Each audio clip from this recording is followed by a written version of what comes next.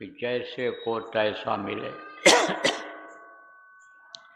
जैसे को तैसा मिले, और मिले कीच में, मिले नीच को नीच, और पानी में पानी मिले और मिले कीच में कीच। अब इसका मतलब समझा दें। जैसे समझाया जाता है आपको कि बच्चों की देख रेख करते रहो, बच्चियों की देख रेख करते रहो, इनको संभालते रहो, नहीं कोई ख़राब बच्चा मिल जाएगा तो आदत उसकी ख़राब कर देगा, कोई ख़राब बच्ची मिल जाएगी उसके साथ हो जाएगा उसका, तो उसी आदत में वो भी ढल जाएगी। ऐसे ही जैसा साथ पड़ जाता है वैसे ही वो बन जाता है, तो नीचता आ जाती है, नीचता आ जाती है उसी में जब नीच मिल जाते हैं। पानी में पानी मिलता है तो पानी जैसा हो जाता है, वो भी पानी में मिल जाता है, पता नहीं चलता है कि यह नापदान का पानी है कि यह नदी तालाब का पानी है, पता नहीं चलता है, उसे मिल जाता है। ऐसे कीच भी बह करके आता है, कीचड़ जिसको कहते हो, कीचड़ में मिल जाने के बाद वैसा ही हो जाता है। कोई पतला कीच हो बह करके आया हो तो उसमें मोटे कीच में मिलकर वैसा ही बन जाएगा। तो इसी तरह से एक लड़का था तो संस्कारी, लेकिन उसका जन्म हो गया चोरों के यहाँ। तो चोर को क्या सिखाते हैं? चोरी करना, कहीं फंसो नहीं, फंस जाओ तो ऐसे निकल जाओ, ऐसा बात बोलो, इस तरह से करो। चोर होते ना, चोरी करते हैं, अब पकड़े गए, पागल बन गए, ऐसे गिर गए, मालूम पड़ा बेहोश हो गया, कोई अगर एक थप्पड़ मार भी दिया तो गिर गया, बेहोश हो गया। अब बेहोश होने के बाद लोग सोचते अरे मर न जाए, तो हट जाते हैं वहाँ से, बस उठकर भाग जाता है, निकल जाता है सर से। तो बहुत सारी चीज़ें ये सिखाते हैं, तब चोर यानी समझो कि निकल पाते हैं, छूट पाते हैं। वो धोखा दे देते हैं लोगों को। देखो पुलिस कस्टडी में से बदमाश निकल जाते हैं धोखा दे करके, विश्वास में उनको लेकर के, तो वो सिखाते हैं। तो बुद्धा सिखाया करता था बच्चों को अपने कि चोरी इस तरह से करना, और यानी फंस जाओ तो मारपीट भी कर देना, और सब सिखाता रहता था। और कोई धर्म कर्म की बात मत सुनना, कहीं कोई यानी कथा भागवत होती हो तो वहाँ मत जाना, कोई सत्संग होता हो, महात्मा आए हों उनके पास मत जाना, मंदिर मस्जिद में कहीं भी मत जाना। तो एक लड़का था, संस्कारी था उन्हीं परिवार में, तो उसने कहा कि अगर हम कहीं पहुंच जाएं ऐसी जगह पर और जहाँ अच्छी बातें सुनाई जाती हो, सत्संग होता हो, प्रवचन होता हो, तब क्या करेंगे? तब बुड्ढे ने कहा तू कान में उंगली लगा लेना, कुछ मत सुनना। सुन लिया उसने। कुछ दिन के बाद योजना बनी, चलो यार वहाँ चोरी किया जाए, राजा के यहाँ चोरी किया जाए, लंबा रकम मारा जाए। तो फिर वो तैयार हो गया और लड़के को भी ले गए। तो लड़के को बाहर पहरा लगाने के लिए कर दिया। तब तक जग गए। कौन जग गया? शोक की नहीं होती है, देवताओं का पैर जमीन में नहीं पड़ता है, यही सब विशेषता बता रहे थे। तब यही दो चीज़ वो सुना, और सुन करके आप ये समझो कि पकड़ा गया, वहीं छुप गया था, मंदिर में छुप गया था। अब वो सिपाही लोग आए तो पकड़ में आ गया।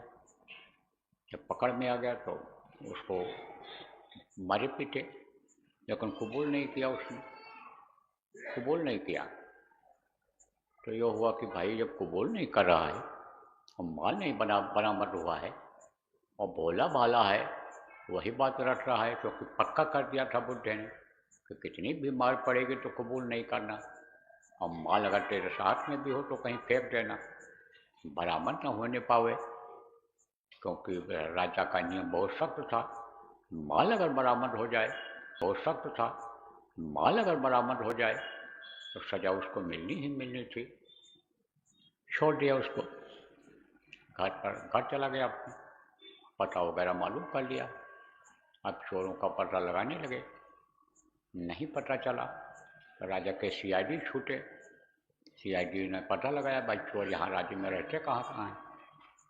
सीआईडी गया, पता लगाया, इधर चोर लोग रहते हैं, उनका पेशा ही चोरी करने का है और बहुत सफाई से चोरी करते हैं, बड़े सात्विक चोर हैं। तब उन्होंने रिपोर्ट दिया, तो उन्हीं सीआईडी में से यानी समझो फिर दूसरा गया, तो उनके बीच में उठा बैठा, पता लगाया। तो वो लोग क्या करते थे, पूजा करते थे किसका, देवी का। ये जितने भी अपराधी होते हैं, जितने भी आप समझो कि खराब काम करने वाले होते हैं, किसी न किसी देवी देवता को, भगवान को मानते ही हैं। उन्हीं को याद करके जाते हैं चोरी करने के लिए, गलत काम करने के लिए याद करते हैं। तो पूजा साल में एक बार देते थे देवी को, तो उस वर्ष टल गया था उनका, पूजा नहीं दे पाए थे। तो यह सब पूरा सीआईडी ने पता लगा लिया। फिर सीआईडी लोगों में ही योजना बनी कि आप चला जाए वहाँ। क्या योजना बनाया उन्होंने? एक सीआईडी ने कहा कि मैं देवी का वेश बना करके जाता हूँ, और मैं उनसे जब पूछूंगा तो देवी पर विश्वास करते हो बता देंगे। तो देवी का रूप बना लिया, हाथ अष्टभुजा बन गया वो, 2 हाथ था, 6 हाथ और लगा लिया, और शेर की सवारी करने को था, लेकिन शेर उसको कहाँ मिलता, और शेर उसको बैठने क्यों देता। तो उसने गधे को पकड़ा और गधे के ऊपर शेर की खाल डाल दिया और उसी से उसको ढक दिया चारों तरफ, और उसी पर बैठ करके वो पहुंच गया। रात का समय था, आवाज़ लगाया दरवाजे, कहा उठो, मैं देवी हूँ, मैं तुम्हारा नाश कर दूंगी, तहस नहस कर दूंगी। तुमने हमको पूजा नहीं दिया है, अब तो तुमको ज़्यादा पूजा में खर्चा करना पड़ेगा। बताओ तुमने चोरियाँ कहाँ कहाँ की, अब कितना धन लूट करके लाए, और कितना खर्चा करोगे हमारे पूजा में, ये सब बताओ। तो आए सब लोग, घर के लोग निकले, तो देवी को देखकर तो खुश हो गए कि आज तक तो देवी का कभी दर्शन सपने में भी नहीं मिला था। अभी तो देवी जी है, जो खुद दुर्गा जी साक्षात खड़ी हैं हमारे सामने, अष्टभुजा हमारे सामने खड़ी। तो लड़का ने देखा कि इनकी परछाई है, तो वो उसको याद आ गई, सत्संग की बात याद आ गई कि देवताओं की परछाई नहीं होती है। और वो सीआईडी गधे पर बैठा था, लेकिन पैर ऐसे जमीन में टेके हुए था कि कहीं गधा आगे न बढ़ जाए। बैठे हो दबाए हुए था, इसे जांग से उसको बैठा हुआ था, जमीन में पैर रखे हुए, अड़ाए हुए। तो लड़के ने कहा भाई इनकी तो देवी जी की परछाई भी है, और इनका पैर भी देखो जमीन में लगा हुआ है। तो गया वो नज़दीक में, जब उसने देखा तो उसको शंका हुई, ये देवी जी का हाथ नहीं लग रहा है, और ये शेर की सवारी भी जो किए हैं, शेर भी नहीं लग रहा है।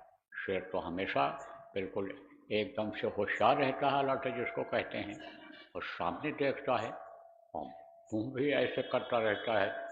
तो वो सब कोई लक्षण उसको जब शेर के नहीं दिखाई पड़े, तो नज़दीक में गया और हल्का सा धक्का दिया, हल्का सा धक्का दिया, और फिर वो आगे बढ़ गया। आगे बढ़ गया तो ये रोक नहीं पाया, गधा आगे बढ़ गया, और फिर गधे को उसने पैर से मार दिया। तो गधा चिल्ला उठा, और ये गिर गया तो इसका हाथ टूट गया, वो नकली हाथ लगा हुआ था। तो बस फट से घर वालों ने दबोच लिया उसको और बताया, कहा कि तुम हो कौन, मार डालेंगे तुमको अगर हमको नहीं बताओगे, सच सच बताओ।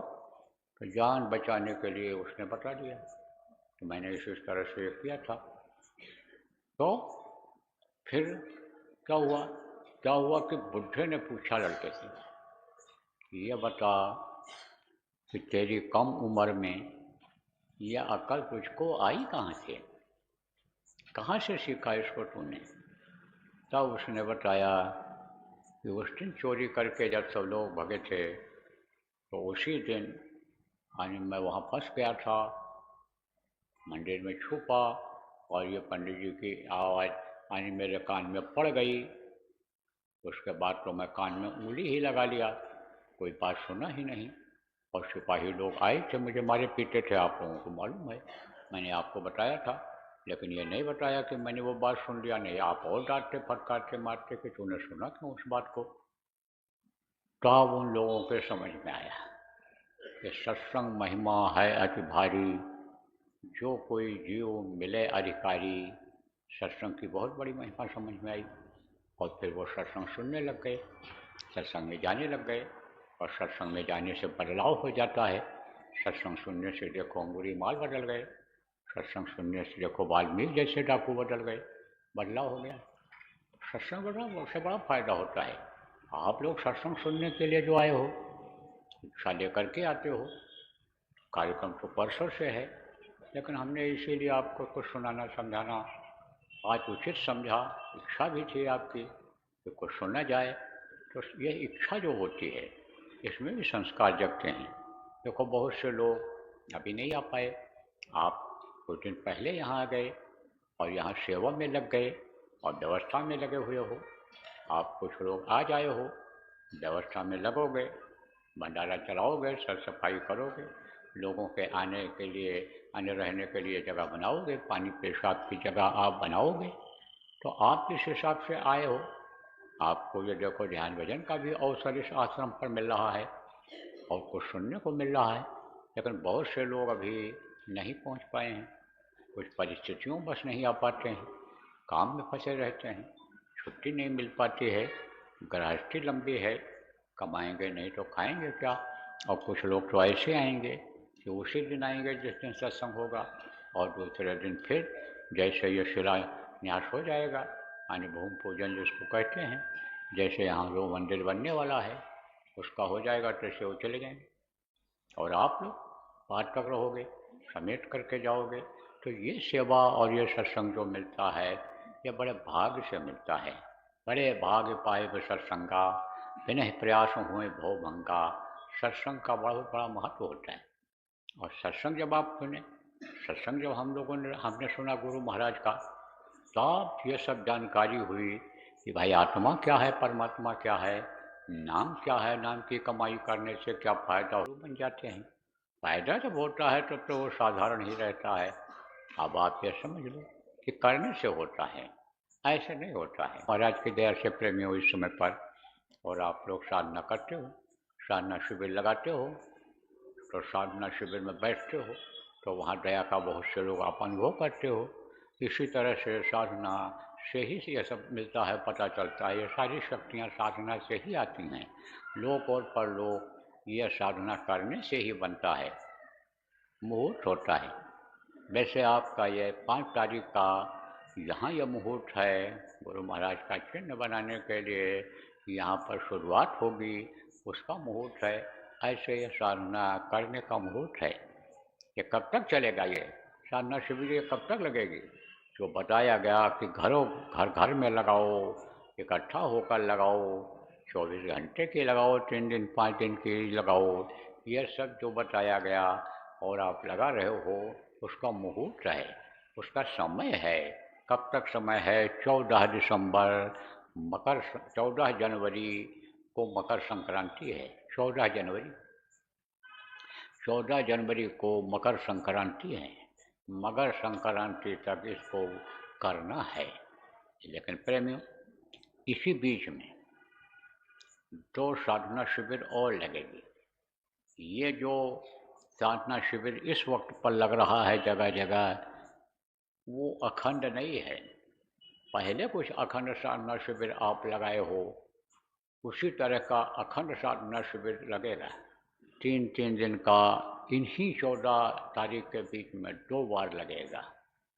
कब लगेगा, कैसे लगेगा, ये तो कल परसों में, नरसों में जो ये 3 दिन का है का अभी समय आपका वो मैं बता दूंगा।